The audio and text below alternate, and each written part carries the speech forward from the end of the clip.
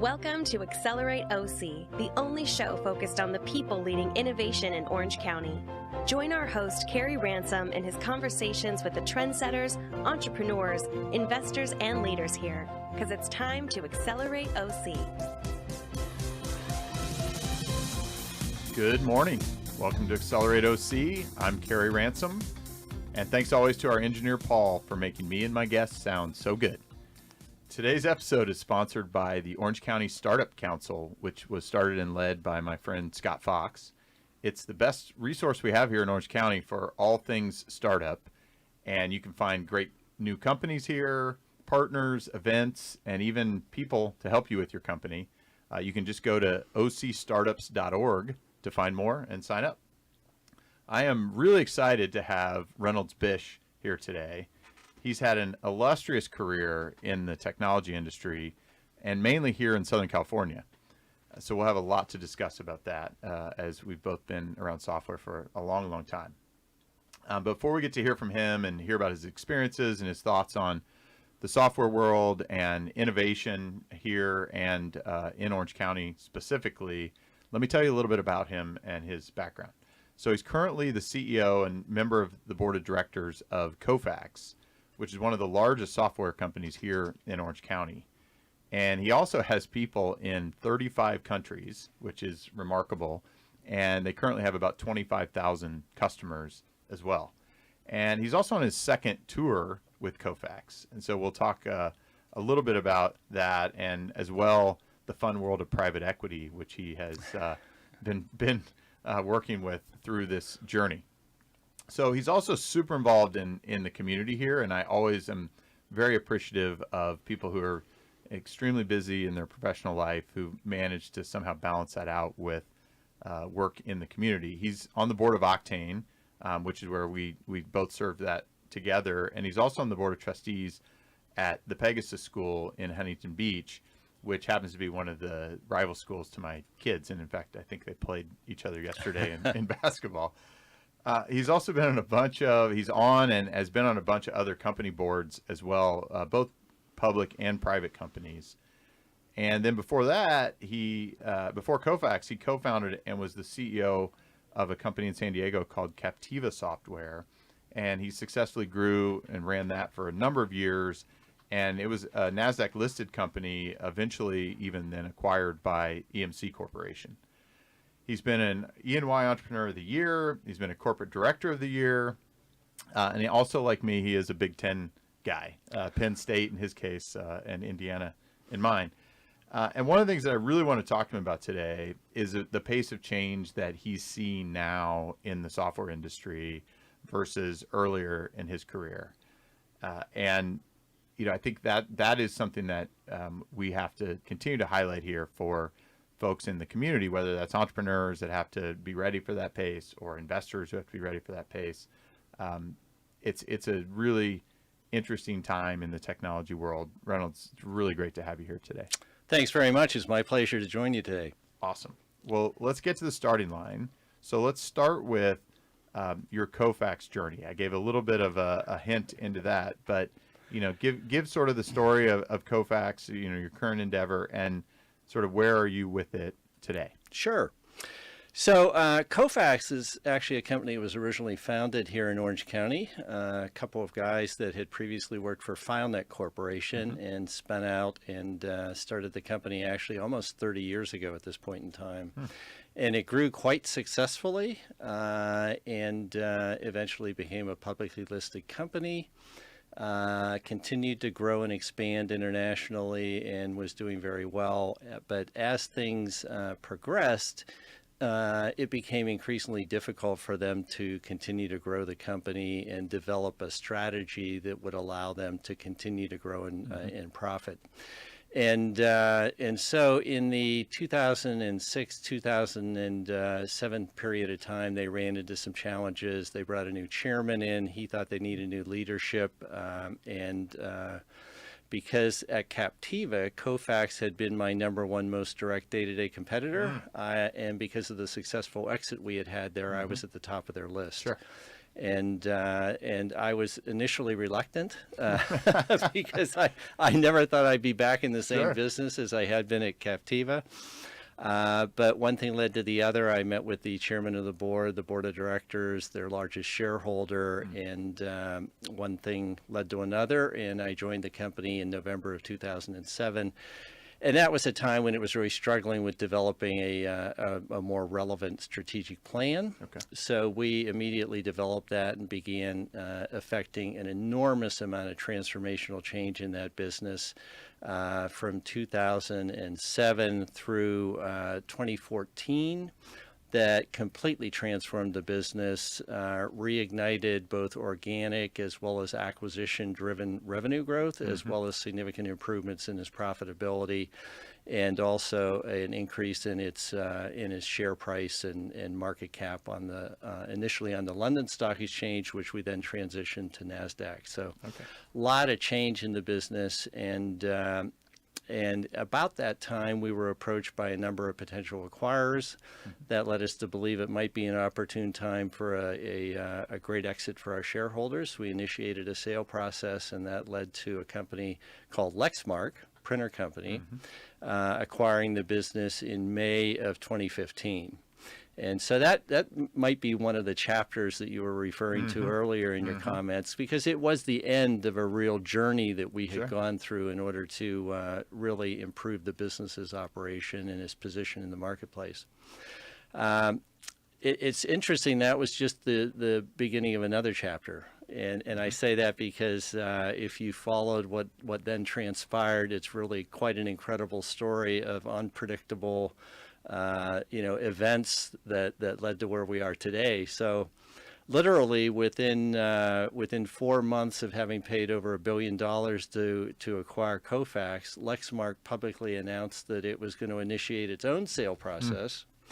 In October arbitrage there in October of 2015, and and that took everybody by absolute surprise. I mean, who in the world would ever have expected that? And of course, we supported them in that effort because I and my management team were running what was then about a $700 million a year company that they had asked us to, or line of business that they had asked us to yet again transform and improve its operations and profitability, which we had gotten busy doing immediately, only to find out that they were going to sell the whole business. So that was an interesting turn of events. Absolutely. And led to in December of 2016, Lexmark, including the software business we were running, being acquired by a consortium of Chinese investors, who in another unpredictable sequence of events immediately came to me and said, we're happy to have you with us, but we're only interested in the hardware business, have absolutely no interest whatsoever in the software business. Will you work with us to carve it out and sell it off? Which again took us by complete and utter surprise. But so we said, sure, we'll do that, because it presented an opportunity for us to once again become possibly become an independent company. And that led to in July of 2017, the business being acquired by a large private equity firm called Thoma Bravo, which is headquartered in San Francisco and focuses solely on enterprise software businesses. And so we've been a Thoma Bravo portfolio company since that time, about 2.5 years now, and have found them to be incredibly productive to work with. We've had a great relationship, absolutely nothing of any sort of negative coming out of that experience whatsoever. And that may be somewhat unique, because you do hear a lot of what people refer to as horror stories in the private equity world. That nothing could be more different in our case. Well, and I think, it sounds like, they focus on your industry. They know this world, and I'm sure it sounds like you have great alignment. Most of the horror stories that I've heard, which I agree with you, it varies widely, tends to be misalignment between management or the expectations that they had versus what happened. But it seems like if you look at some of your prior experiences to Thoma Bravo, even within Cofax, that expectations management, you could argue, probably was a little bit off in some of those, right? But somehow navigated through it. So let's talk a little bit about that, because I mean, I think what I hear from what you describe is it is how varied perspectives can be based on how somebody looks at something. Right. Well, I mean, that's Lexmark was yeah. interested and they probably believed, I would guess, Yeah. that they were going to, I mentioned, as a side, an arbitrage, but they probably believed they were going to get some increased value in the market by having Cofax as part of it. Sure. And then the buyers, who looked at it from a different perspective, saying, well, we think maybe we're going to unlock more value by separating Yes. them, right? So, Yeah. so what have you learned through that process? Well, I learned a lot of things. I'm sure. I think one of them is that you don't cling to preconceived notions. Yes. Sure. Have an open mind, and don't walk away from what could prove to be a very productive opportunity. Sure. And in fact, it was a great deal of work to manage through all that. I Not can only only imagine. not only at the same time were we affecting as much transformational change in Lexmark's software business as we had at Cofax and improving its profitability, but in parallel with that, conducting not one but two different sales processes that led to Thoma Bravo's acquisition in 2017. And I can assure you that there were a variety of personalities involved in that. Lexmark itself, for example, was a very old school company that originally got into business. It was part of IBM and made this electric typewriters. That's right. and was spun out and had continued to conduct business in many ways the way they had 25 years ago. Nothing had changed. Which was, a sort of completely different environment than what you typically have in a much more dynamic software business in today's world. So that was something to cope with. And then, of course, while I ended up developing an incredibly productive relationship with the Chinese buyers and a very, very good working relationship with them, that was fraught with initial uncertainty and a lot of question marks about how that was going to go. Right, because they have entirely different cultures. They have entirely different ways of approaching decision making and managing processes and all that type of thing. So I think all of us really had to open up our minds, be very, very flexible, be very open to listening to input and the thoughts of others and digesting that, and then having a very productive conversation about, okay, given all that, what's the best way forward for all of us? Sure. And that's sort of the number one guiding principle we used throughout that entire period. So a couple follow-up questions to that. One, how many of your core team really stuck with you through all that? Because that is not, I mean, that's a journey that I could imagine is not for the faint of heart. Sure. And well, the really interesting thing is that if you look at the executive management team, so I have an executive administrative assistant, and then I have 8 individuals that have reported up to me, each of whom is typically responsible for one of the functional areas such as sales, marketing, finance and accounting, corporate development, and so forth. Interestingly enough, through that entire process, we didn't lose a single one of those individuals. that's incredible.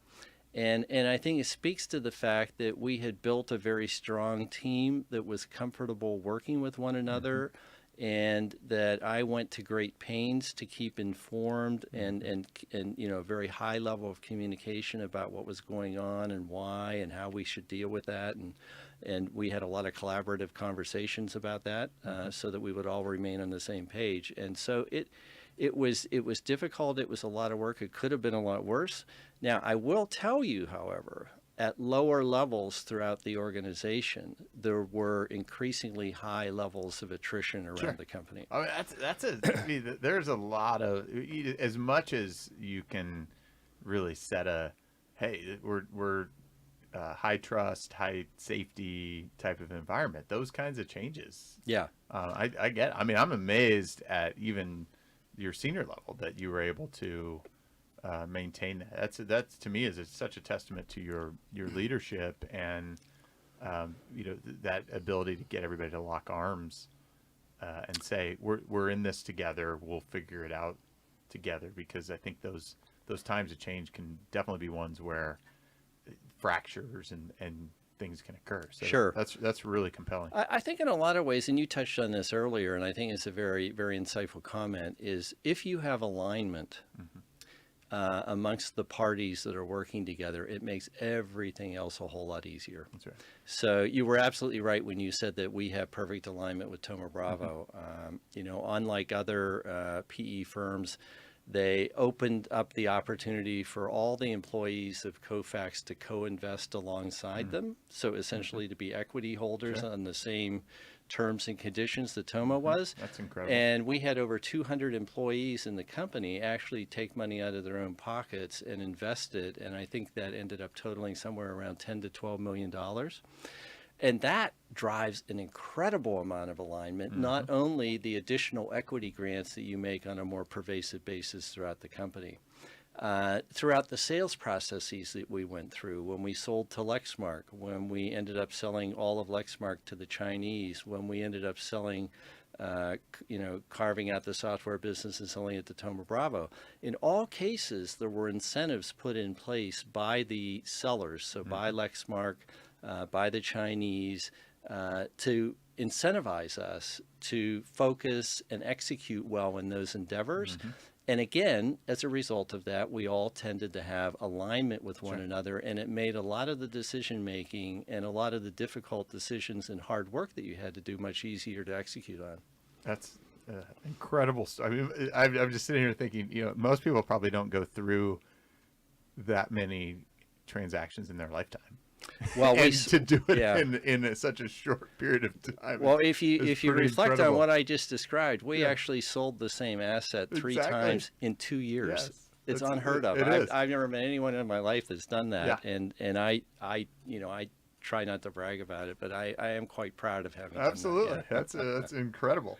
So give me where you are today. So 2020, Thoma Bravo's been in for, I think you said 2017. So it's been 2.5 years. 2.5 years. So, at least some of the audience is aware, I'm somewhat aware of private equity ideal hold times and things. And they seem to extend a little bit in recent years. So there's probably not a immediate pressure on you, but it sounds like you've got a great relationship. What's 2020, 2021 look like for Cofax right now? Well, I think we entered 2020 in a great position, and let me tell you why. We spent much of 2019 making some very, very heavy investments in the company in order to position it for growth on a go-forward basis. And certainly not the least of that is that in addition to driving our organic revenue growth, we also effected 2 very significant acquisitions that took the revenues of the company, and these are rough numbers, took the revenues of the company from roughly a little under $400 million in 2018 to, on an annualized pro forma basis, over $600 million in 2019. We effected the first acquisition in February of 19, the second one in May of 19, and when you do that and you acquire companies of that size and scale, there's an enormous amount of effort required in order to integrate them in a productive manner and minimize the amount of attrition that might otherwise occur, because in software, the people, you can talk about intellectual property and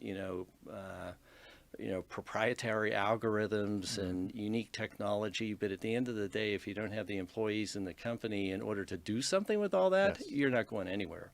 Yes. Well, you understand the incentives well with all the things that you've been through. So we worked very, very hard through 2019 integrating both of those businesses. In addition to that, we made some very significant upgrades to our broader sales organization. We actually brought in a new head of global sales, a new head of sales for the Americas, a new head of sales in Asia Pacific, and a number of other key positions, all of whom I think have the prior experience necessary to help us continue to scale the business. And we effected a lot of other changes in terms of upgrading a lot of our internal information management systems throughout that whole period of time. So 2019 was a lot of work, but I like think as a result of that, we entered into 2020 in an incredibly good position to be able to continue to grow and profit. That's great. Well, Reynolds, one of the reasons I started this show, Accelerate OC, is because there are just amazing people like you here in Orange County with incredible stories of entrepreneur vision and company leadership and just innovative approaches. And I really wanted to highlight that and create this platform because far too many conversations I've had in my time here have been people saying, there's just not much going on in Orange County, or I don't know the stories. And so this was really designed to be a platform. And so I'm really, really appreciative that you've been willing to share that. And one of the things that I'm curious about, because you've had I highlighted some of it in the outset, is you've had a really amazing career. I mean, you mentioned Captiva, and it was a great success. What keeps you excited to be the CEO of a software company at this point? Because it's a hard. I mean, you've been through a lot in just the last 4 years. So what keeps you what keeps you going? Well, I'll tell you, I have been very fortunate throughout my career that it's been a continual evolution. Things have moved forward at a fast enough pace that I have never once gotten bored or had nothing to do. Simply, execute the same kind of routines on a year after year basis. Things have constantly changed. New challenges have constantly emerged. The rate of pace of technology change and customer requirements and what's necessary to have a happy customer, because without them, we're no one also. That's right. Has just accelerated at an incredibly fast rate over the last 10 years. And I think that combined with, all of the change that we've gone through at Cofax has made it impossible to get bored. Absolutely. And has made every day really challenging and exciting. Yeah, I think that if you are that, energized by that change,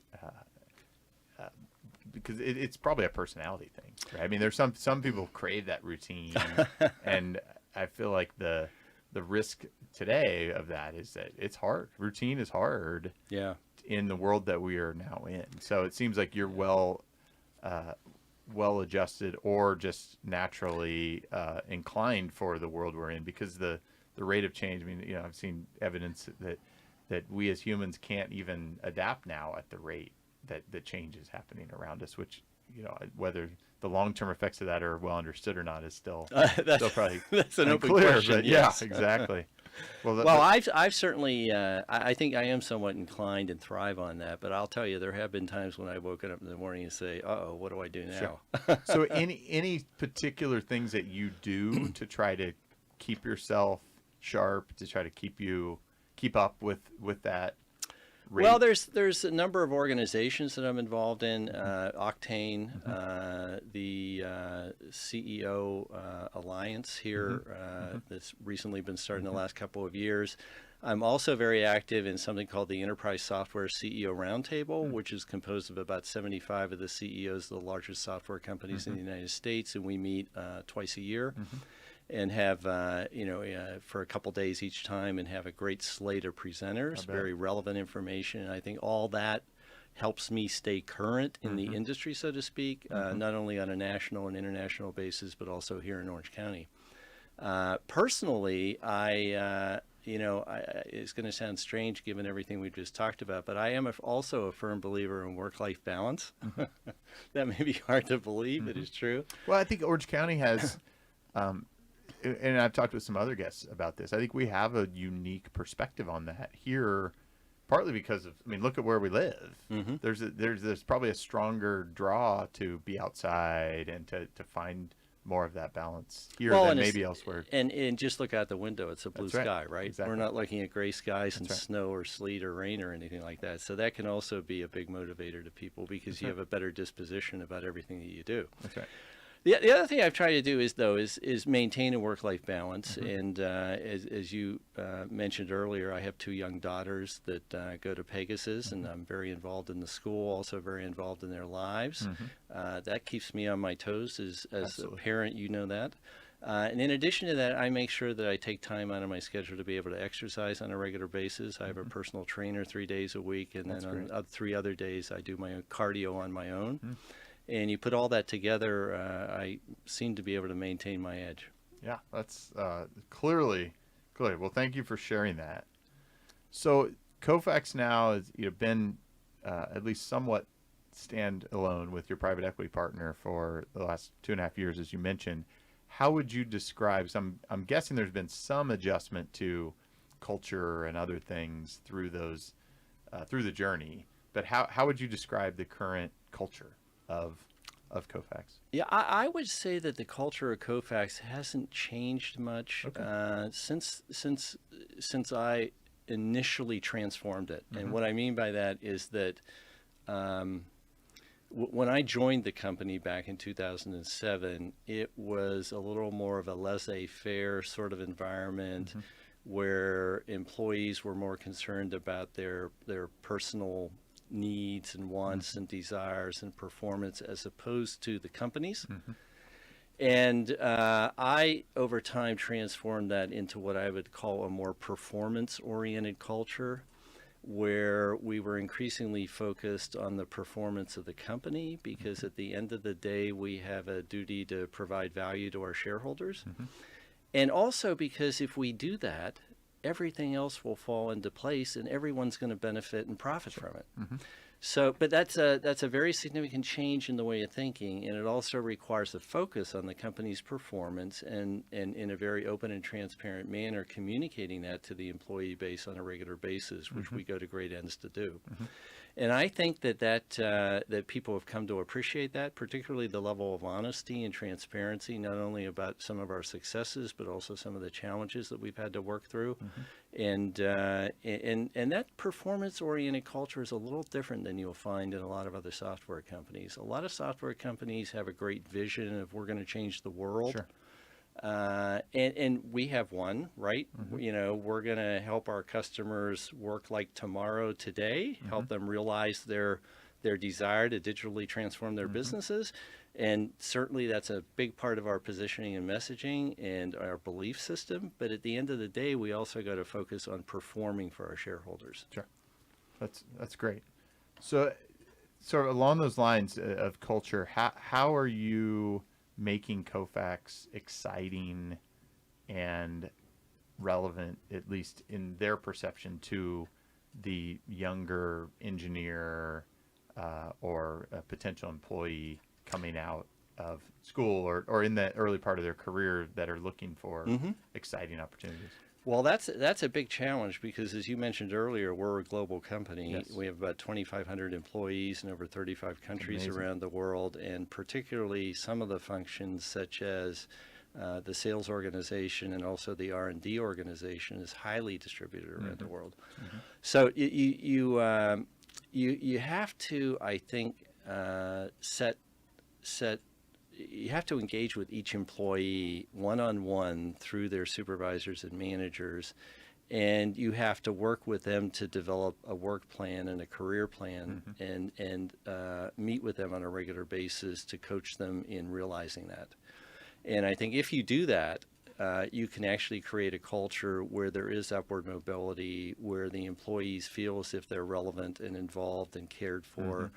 And also then create a series of what you might consider to be more socially oriented activities in order to bring them together and interact with one another. So whether it's like an ice cream social on a Friday afternoon, or whether it's pizza and beer on a Friday afternoon, or whether it's here in Orange County, for example, we on a global basis, we do a number of charitable events where we pull employees together. And here in Orange County, we work with Habitat for Humanity and actually build a house every year. That's great. So activities like I think are very important and very successful in getting employee engagement and satisfaction. That's great. Well, let's. You talked about Orange County and some of the work that you do here. So, drawing from the fact that you have people all over the world, how do you think about Orange County as a business community relative to other places where maybe Cofax has offices, or you have people, or even other places from your prior careers. Yeah. Well, it would be unfair to say that all of our employees would like to move here, but a lot of them would. Sure. Sure. Because when they come to visit Orange County, they see an environment that in many ways is unique and very enticing, and a place where they all want to live. We have great weather. Yes. We have great schools. We have a lot of things to do. We have the beaches, the mountains, Disneyland, Snodberry's Farms, a whole host of things here in Southern California. So it's a great place to live. And I think that tends to attract a lot of potential employees and keep current employees here.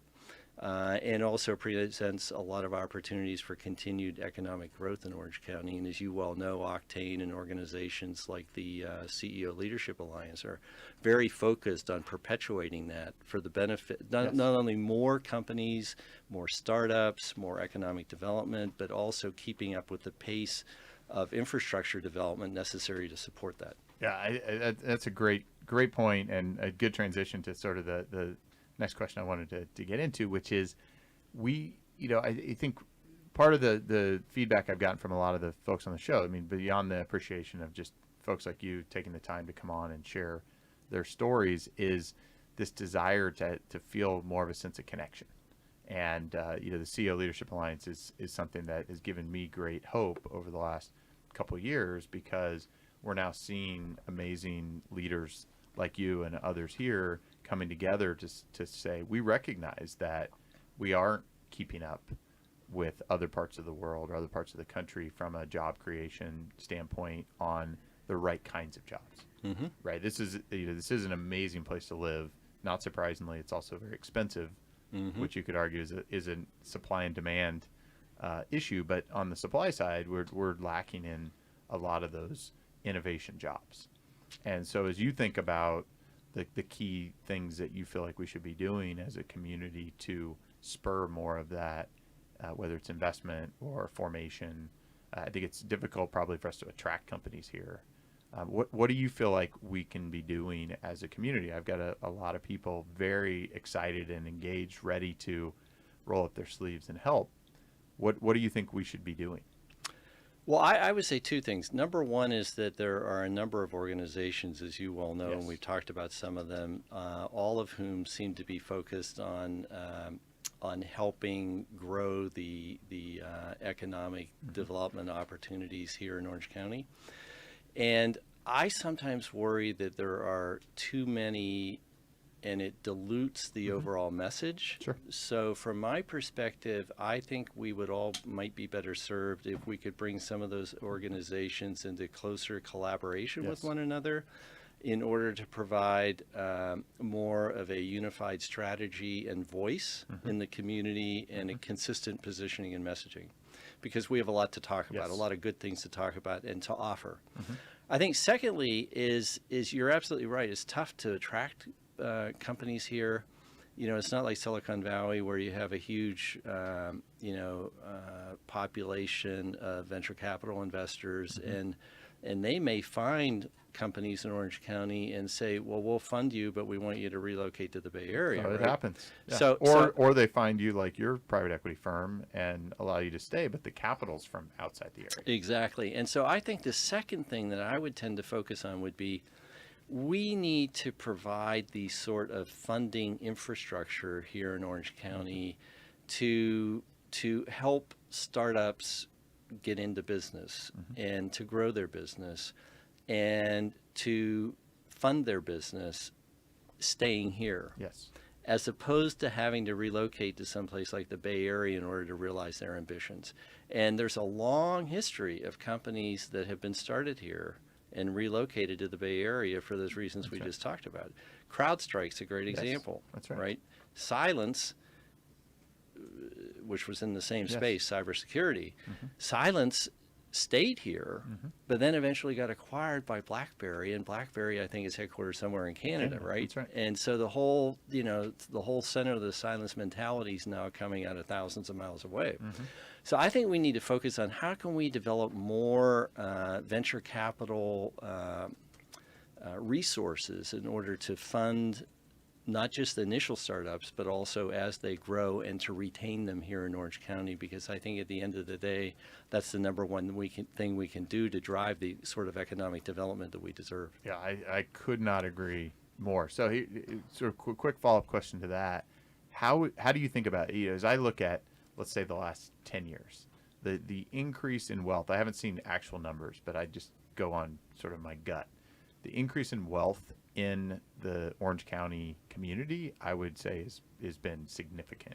I would agree with that, yes. On the whole. Yeah. But I don't think the data definitely shows that we've not seen increased investment in these early stage, particularly innovation or technology type companies from the capital here. So how do you think about it? Your colleagues in the community who have significant wealth from other types of business, whether it's real estate or other, we'll call it non-tech. We've both been around technology a long time.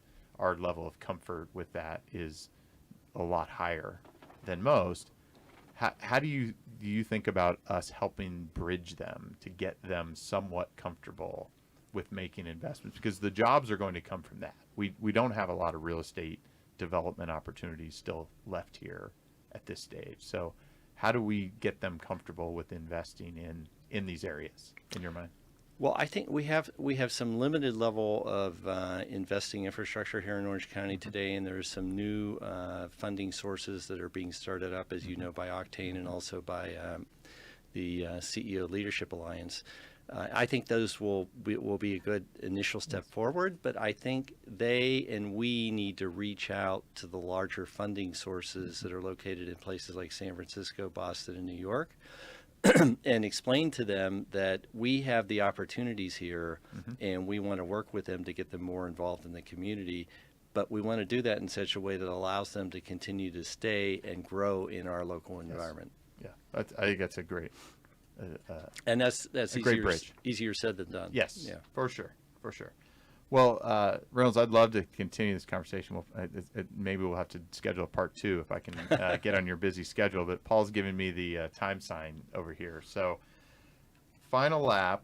One of the things I always like to end the show with is to let the guest share a piece of advice or a key lesson that they'd like to leave with the audience. So, as you think about, there is a software community here in Orange County. I'm in it.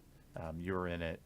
What piece of advice or key lesson would you love to leave with that audience? Well, I my advice to people is that none of this that we do is rocket science, and there's no magic to it. And I believe it requires a number of things. I think you have to have a vision that you believe in. You have to commit yourself to that.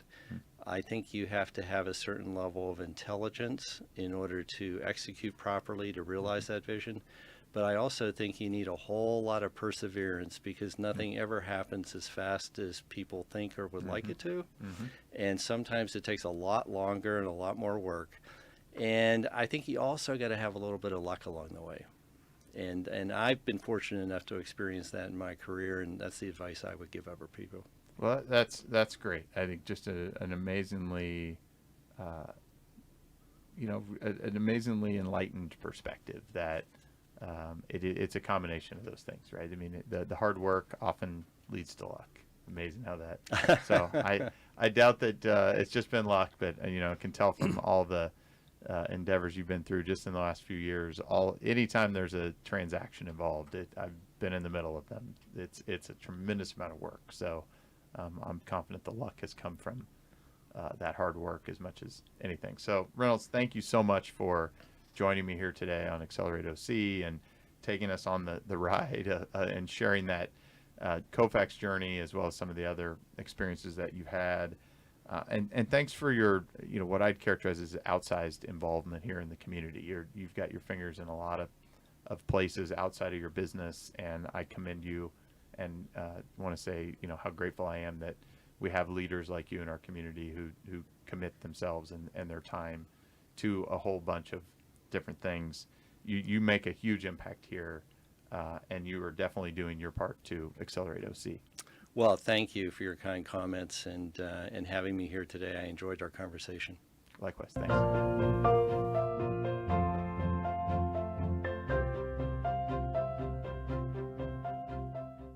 You've just listened to Accelerate OC. Join our live recordings every Tuesday morning at accelerateoc.com or listen, like, and share anytime from your favorite podcast spot. Let's accelerate OC together.